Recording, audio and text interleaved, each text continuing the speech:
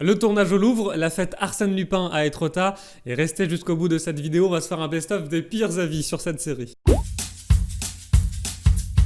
Bonjour, bienvenue dans l'œil du PAF, la petite chaîne YouTube qui monte. Une série originale Netflix avec Omar Sy dans le rôle d'un fan d'Arsène Wenger. Pas du tout. Arsène Lupin. Et dans cette série, Omar Sy a le mérite de remettre au goût du jour deux choses anciennes. Arsène Lupin, dans un premier temps, et le béret. La dernière fois qu'on a vu un béret, c'était Lilian Renaud. The Voice 2016. Au top. Lupin, c'est la toute première série française à se hisser en tête du top 10 de Netflix États-Unis. Et en plus d'être dans le top 10 de Netflix France États-Unis, la série Lupin est aussi dans le top 10 d'une dizaine de pays, le Brésil, le Vietnam, les Émirats Arabes Unis, la Belgique, l'Allemagne, l'Italie, l'Espagne, le Maroc et les Pays-Bas. Voilà, que dire de plus à part Cocorico, vive la France, vive la République, au revoir.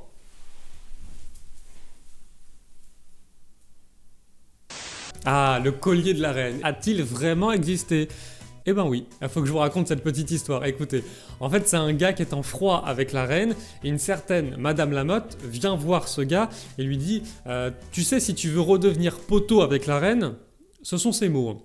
Tu sais, si tu veux redevenir poteau avec la reine, tu devrais lui offrir ce collier. 650 diamants, 2800 carats. Un petit cadeau de courtoisie, 2 millions d'euros. Pas folle la guêpe, Madame Lamotte se propose pour livrer elle-même le collier à la reine. Mais tout ceci est une escroquerie, Madame Lamotte garde le collier pour elle, et elle va même revendre les diamants. Et cerise sur le gâteau, le bijoutier de l'époque n'a pas eu son paiement. Oui, parce que Madame Lamotte avait dit qu'elle ferait son paiement en 4 fois. Comme sur ses discounts, voilà, en 4 fois sans frais. Par virement pigeonnière, sans doute. Voilà, 4 pigeons envoyés les uns après les autres. Bon, finalement, il n'y aura pas de paiement, et on ne retrouvera jamais le collier. Un peu comme Colissimo, voilà, on a perdu le colis.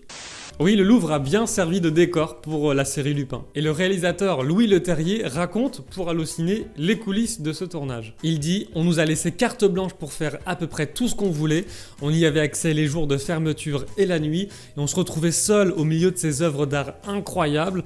Le Louvre, c'est une fourmilière. Quand le musée ferme, il y a des gens qui sortent de partout pour nettoyer les tableaux, les bouger. » Un sujet qui revient souvent, la fête Arsène Lupin à Étretat. Est-ce que cette fête existe vraiment? Non. Et non, vous ne pourrez pas voir des centaines de personnes déguisées en Arsène Lupin au pied de la falaise d'Étretat. Alors en revanche, il y a quand même un lien entre la ville d'Étretat et Arsène Lupin. En fait, c'est dans cette ville que l'auteur d'Arsène Lupin, Maurice Leblanc, avait une maison secondaire. Aujourd'hui, c'est un musée, ça s'appelle le Clos Lupin. C'est un musée entièrement consacré au personnage d'Arsène Lupin. Voilà, pas de cape, pas de chapeau, pas de monocle, mais un musée. Omar Sy, poseur d'affiches. Vous avez peut-être vu cette vidéo, Omar Sy qui colle une affiche de la série Arsène Lupin dans le métro parisien, le tout incognito. Ou presque. En fait, il avait seulement un masque chirurgical pour respecter les règles sanitaires, mais en soi, il était tout à fait reconnaissable. Et ce qui est dingue, c'est que personne ne le regarde vraiment. Et il pose des affiches, il est là, et les gens ne font pas attention à lui. Et il ressort cette réplique qu'on entend dans sa série. À la fin de la vidéo, il dit « Vous m'avez vu, mais vous ne m'avez pas regardé. » Et je vous mets la vidéo en description si vous ne l'avez pas vue. La première partie compte 5 épisodes seulement. À quand la suite? Alors déjà, il faut savoir que la deuxième partie a déjà été tournée. Ça, c'est une bonne nouvelle. Ça veut dire pas de retard de tournage dû au couvre-feu ou au confinement, par exemple. Et pour cette deuxième partie, ce sera comme pour la première, 5 nouveaux épisodes. Alors pas de date d'annoncer pour le moment, mais on imagine que ce sera pour cette année 2021. Bon, juste avant de passer aux pires avis sur la série Lupin, petite pause dans cette vidéo pour me soutenir. Très simplement, on appuie sur le pouce j'aime. Et si vous voulez me suivre et ne pas louper les prochaines vidéos, et bien vous cliquez sur s'abonner. Voilà, comme vous l'avez fait pour Michou.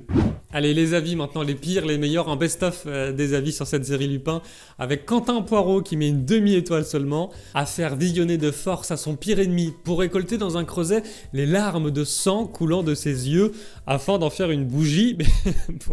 Pourquoi tu veux faire une bougie? Et de pouvoir allumer avec amertume, il précise en plus avec amertume, le cierge écarlate sur la tombe du cinéma français. Non mais il est complètement malade, Quentin, c'est un psychopathe, faut se faire soigner là. Bon, ce sera peut-être mieux avec moi juste, une demi-étoile aussi. Omar Sy n'est pas crédible dans le rôle de Lupin. Alors, moi juste, il y a une règle dans la critique, d'abord on regarde la série, et après on donne son avis. Voilà, il y a deux choses à retenir, je sais, c'est pas simple. Dans le bon ordre, en plus, voilà, on regarde la série et on donne son avis. Non, parce que Omar Sy ne joue pas Arsène Lupin, mais il joue un fan d'Arsène Lupin. Voilà. c'est pas pareil. Bon, un autre avis, Salvo qui dit c'est la pire adaptation d'Arsène Lupin. Les acteurs sont mauvais, la réalisation est digne d'un jeu des années et Netflix nous annonce une seconde saison. Bah, il manque des caractères dans ton commentaire, Salvo. Digne d'un jeu des années. Quelles années? Ou alors, j'ai ma petite idée, le pavé numérique n'était pas activé. Ah voilà, ça c'est la boulette, ça m'arrive tout le temps. Quand je mets mon mot de passe, je mets mes chiffres, et bah le pavé numérique n'est pas activé. Il me dit que mon mot de passe est mauvais. Et non, mon mot de passe était bon, j'avais pas activé le pavé numérique. Toi, je pense que c'est pareil. Tu voulais écrire ton commentaire digne des années, je sais pas, t'as mis 80, 90, des années 2000, mais ton pavé numérique n'était pas activé. La tuile. Max B qui dit un jeu d'acteur qui laisse à désirer malgré une bonne mise en scène. La qualité de l'image et du son sont les seuls points positifs de cette série. Voilà, Max il a lancé la série juste pour régler sa télé quoi. Il a acheté une télé 4K, il voulait voir si l'image et le son étaient corrects. Il a mis Lupin, bah c'était génial, le son, l'image était cool, donc une demi-étoile, merci Max. Marcologie, pardon, il met une étoile. Situation grotesque qui se succèdent les unes après les autres. Il y a 5 policiers et 2 agents de sécurité pour protéger un collier qui vaut une fortune.